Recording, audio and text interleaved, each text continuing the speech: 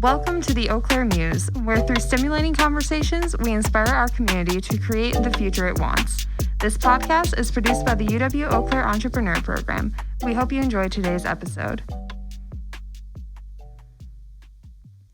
Hello, everyone, and welcome to the Eau Claire Muse. I'm Alexa Caperi, a senior here at UW-Eau Claire, and I'm here with my co-hosts, Ben and Ann. Hello, everybody. I'm Ben Weller, junior at UW-Eau Claire. And I'm Ann Rupnow, director of the UW-Eau Claire Entrepreneur Program. Today, we are honored to have with us University of Wisconsin-Eau Claire Chancellor Jim Schmidt. Welcome, Chancellor Jim. Thank you so much for being here. Pleased to be here. The format for today is that Ben and I are each going to ask you a couple of questions to kick our conversation off. Ben will start. All right, Chancellor Jim. So when you and your family first moved here, what was your initial overall impression of Eau Claire? Maybe share a positive one first, and then we'll follow up with a less positive first impression. Well, of course, it's all about people. And so we had immediately ideas of both the university community and then the broader community of Eau Claire and the Chippewa Valley. One of the first things I recognized while we were interviewing in Eau Claire was the culture at UW-Eau Claire. Every university says how they put students first and do everything they can to make sure students have a fantastic transformative experience. But really the surprise for me is that Eau Claire really, really believed that and lived their culture. And the best I could tell, that culture had been there for decades before my family arrived in Eau Claire. Everything from its focus on undergraduate research, something that really isn't done to the extent that is done here when I was back in Minnesota. That focus on making sure that the education they received was transformative, but that it could be applied. The number of students that do high impact experiences such as internships and community engagement work in order to get their degree really set UW-Eau Claire aside.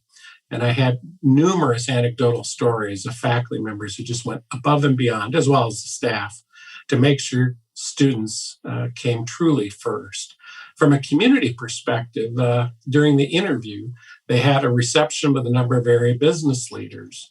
And I've made that a part of my career for more than 30 years. But what I found in Eau Claire is that the business community and the broader civic community truly believed Eau Claire was an opportunity to be more of a game changer. They saw that UW-Eau Claire could help them reach their broader goals for the region, not only in educating future leaders and workers in the community, but being a force for positive change within the community, whether it be economic development, whether it be cultural diversity kinds of work within the community. It was very clear from speaking to business leaders across the spectrum that they all believe that and were willing to roll up their sleeves and get to work. If you'd asked me to pick something maybe less positive, it really was things that were certainly more superficial, but important. And that was both within the university and the community as well. And that was around the facilities needed to create the transformational change necessary. One of the key signals I took when I was applying to be chancellor back in 2012 was that this community and this university realized that they could build a new performing arts center that would be bigger and better and give better opportunities for students if they did it together. Something to replace Care Theater and the old State Theater downtown. Realizing that, again, by working together and sharing, we got something far better than we could have hoped to do on our own. So there's an illustration that the community was already pre-positioned, that the university was willing to be sharing facilities. And that told me there was opportunities. Certainly, the Pablo Center turned out to becoming a transformative impact on the downtown. Because frankly, the downtown, when my family first got here, you could go downtown Eau Claire on a Sunday or even a Saturday, and the place was pretty quiet. There weren't many restaurants. There weren't a lot of things going on, and it was frankly kind of depressing. And now it's a very different story. I'd have the same story about the university. I did a little secret shopper trip in November of 2012 before deciding to apply. I had Winona wasn't that far away, and so I had friends that had friends in the business community, and so I met with them to make sure that this was the kind of community that would work with the university. And then I walked around campus. I walked around campus in a suit, and it's not my normal uniform. I walked into the Davies Center, and I'm like, wow, it had just opened a few months ago. This is really nice. Sat down with a group of students, asked them if I could join them.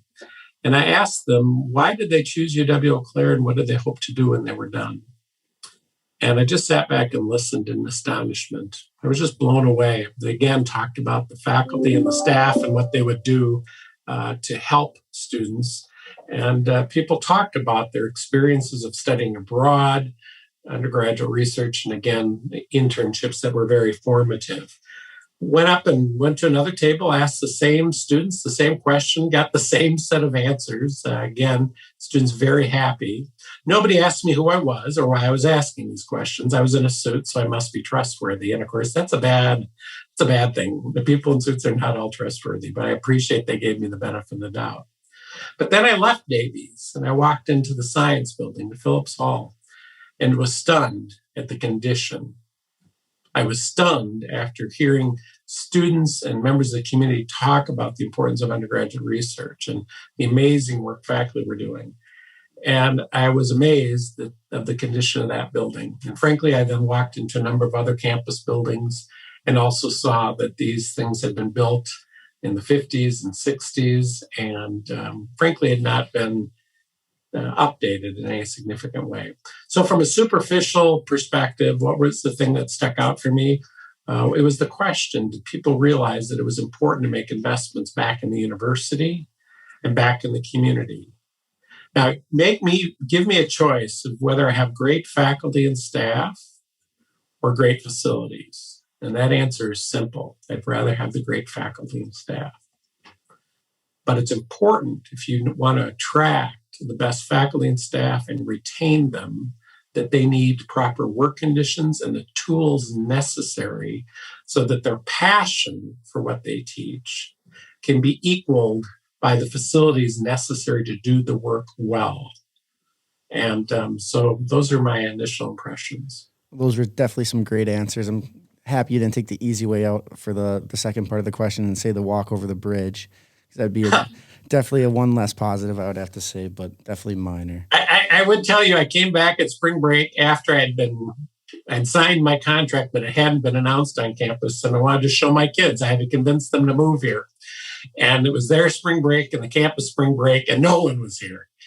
And we walked all over campus, tried to be inconspicuous. We went out to the footbridge, and my youngest son reminded me, he was trying to get a picture with it was a forerunner of an old, like an iPad type of thing. And the wind picked up and it almost went into the Chippewa River. It just reminded me of that.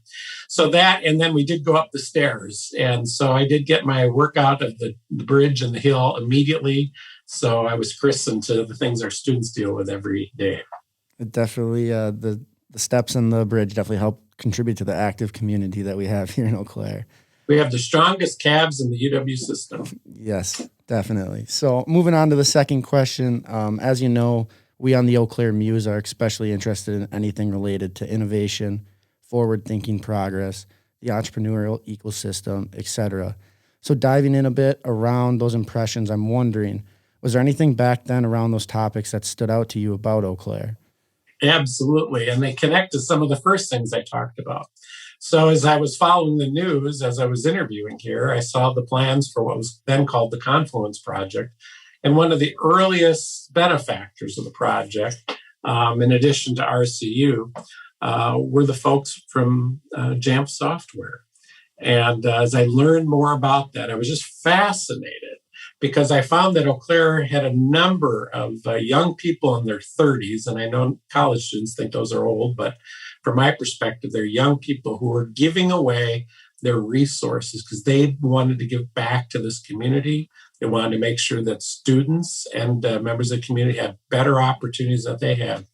And so learning the story of Jamf Software, that it was founded by a music major who understood a problem needed to be solved. And he told the story about working for LTS and needing to run off to faculty's offices to update their apples, that there had to be a better way. And he took advantage of the skills he had here. to develop what has now become Jamf Software, a publicly traded company. And all of those founders believe passionately in hiring people based on, who they were, what they could contribute, and that idea that it's creativity. Yes, entrepreneurs may need technical expertise in the area of what they're doing, but one of the best things about UW-Eau Claire is we have strong sciences, strong business programs, but we also have very creative people. Often the creative people, they have the ideas for the business. They may need to involve someone from the sciences to design what they want to do in their business. And it's always good to hire business grads to actually run these businesses. And Jamf Software was a great example. And so that told me something about the community. And there were, you had the stories about Nick Meyer and what he had done with Volume 1. Sam Murdy, who was an early fundraiser for the Confluence Project. Again, someone in their 30s. Typically, people still building their businesses, their families, and their careers aren't giving away their wealth to some extent. And what I noticed is that the more senior members of the city of Eau Claire were willing to put their money behind them, saying, the future's about young people. This is what they think is important, and we're willing to invest in that future as well. I would say one other thing that struck me is the story of the closing of the tire plant. I remember hearing about that because I lived in Minnesota, and I looked at the size of that structure, and that could have been an eyesore still. And I was really proud when I found out a Blue Gold had been responsible for taking over that facility, renovating it, and making it available for young entrepreneurs. After having been here, I've met a number of very successful alums who launched businesses, in some cases, right on campuses in their dorm rooms, but later moved it into Banbury Place as an incubation space. Sports Engine was an example of one of those. And when I later met with them, they do an onboarding video for all their new employees. And I think they're well over 1,000 employees now. And it starts with a picture of Schofield Hall and then of their dorm room, followed by a video of the transformation of their space at Banbury Place. And Banbury Place, I think, has done more to launch new businesses in this area. And I'm grateful and proud that a Blue Gold was at the heart of that. Yeah, I agree. That's an awesome story. It's so great to hear about your first impressions, Chancellor. Once we've been here a while, and I'm a longtime Eau Claire resident myself, it's kind of hard to remember what Eau Claire looks like through the eyes of a newcomer. So thank you for those reflections. As you know, one of the things we hope to do with this podcast is to open our eyes to the possible future of Eau Claire with our guests. So I have a twofold future thinking question for you. And first, to set the stage, imagine it's now 2026, just 5 brief years away. You are pausing and reflecting on the 2026 Eau Claire you are in, thinking about the incredible things that are taking place. One positive thing is even hitting the national news. So the question, describe, if you will, what is your 2026 reflection like? And what might the positive news item be about Eau Claire that is being picked up by national news? What are your perspectives on that? What maybe your hopes around that? Well, the time frame is perfect because the university is in the process of finalizing our strategitic plan. A new draft from the planning committee will be out, I believe, later this week, and we'll take the next month to take further feedback. They've been working on it for more than a year, and their time frame is 2025. What do they hope to have completed by December 31st, 2025? So it previews the time frame of your question. And I think if you look at their draft plan, you'll see that there are 3 things that are leading in that. First of all, and they all build on strengths of the university, but its big goal is around national distinction. So your question parallels that perfectly. And in that draft plan, there are 3 components that they hope to focus on. One is that we become known as a national leader in health and human well-being that capitalizes on partnerships, both national and internationally known partners, such as the Mayo Clinic, Marshfield Clinic, and others, long-standing partnerships and some newer partnerships we hope to develop. Mayo is funding something called Biomedical Innovator Scholars to provide full ride scholarships for students to come to Eau Claire and to be about innovation. So it's not just pre-med, it's around healthcare innovation to improve lives. I think one of the things that could be in the national headline is nationally known research coming out of that partnership with Mayo Clinic that is substantially improving healthcare and saving lives. There's a current research project I'm not going to talk about right here that is already doing that. And I believe within 5 years, that'll be well known. And the timing is perfect because we should be opening, speaking of facilities, our brand new science and health science building. Tentative timeframe shows late 2025, early 2026. And this facility will be known for its research capacity, not only for our students, but Mayo Clinic will have 10,000 square feet of dedicated research space. We'll also be unveiling in the next several weeks a growing partnership we have with Cray Supercomputer, now called HPE, who recently acquired that.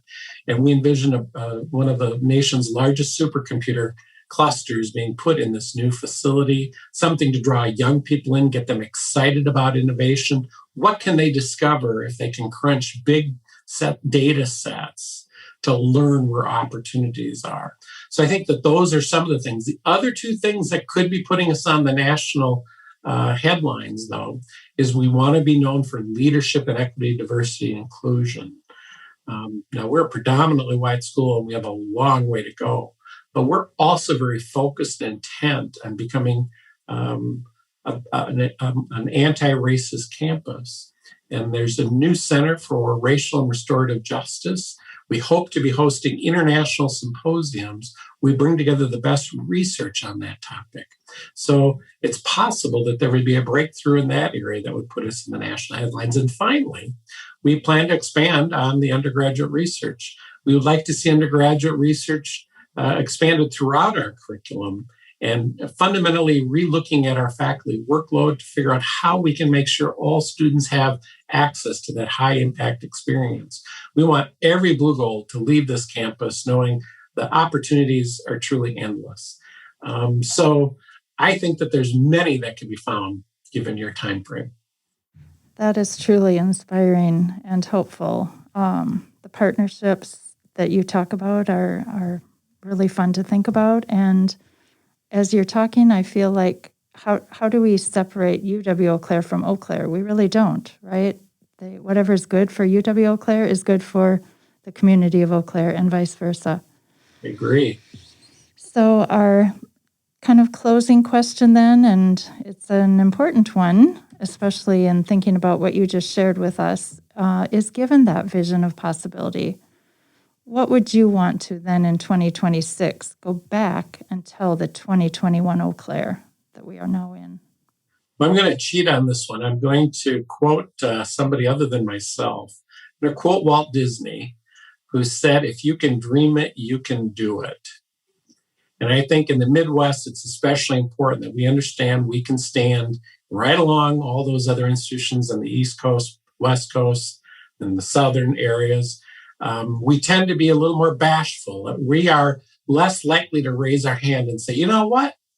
We're not only above average, but we're among the best in these areas. And I think that the failure to have an imagination, failure to see the linkages, and finally, failure to understand the power of partnerships. There's no reason we should be trying to do any of these things alone. We are stronger together, we are smarter together, and we can accomplish a whole lot more together if we only have the courage to dream and then know that we can accomplish it. And the strategic plan that the university is going to be discussing says we want national distinction. Now, that's going to blow some people away. And I'm going to encourage all the listeners to understand we shouldn't sell ourselves short. I would put my faith and confidence in our faculty, staff, and students in this community over any place in the country. And I would be reaching back from 2026 to remind the people in 2021, don't be bashful, dream big. That's perfect. And what a great start to this podcast. Yes, we really appreciate you being here. It was awesome to hear your insight today. It's definitely been a pleasure to have you on. thank you all for doing this. Alrighty. Thank you, everyone, for tuning in to the Eau Claire Muse today. Please remember to like and follow our social media pages so you don't miss out on any of our amazing guests. Today's podcast was brought to you by the UW-Eau Claire Entrepreneur Program, an active partner in our region's entrepreneurial ecosystem. Thanks for listening.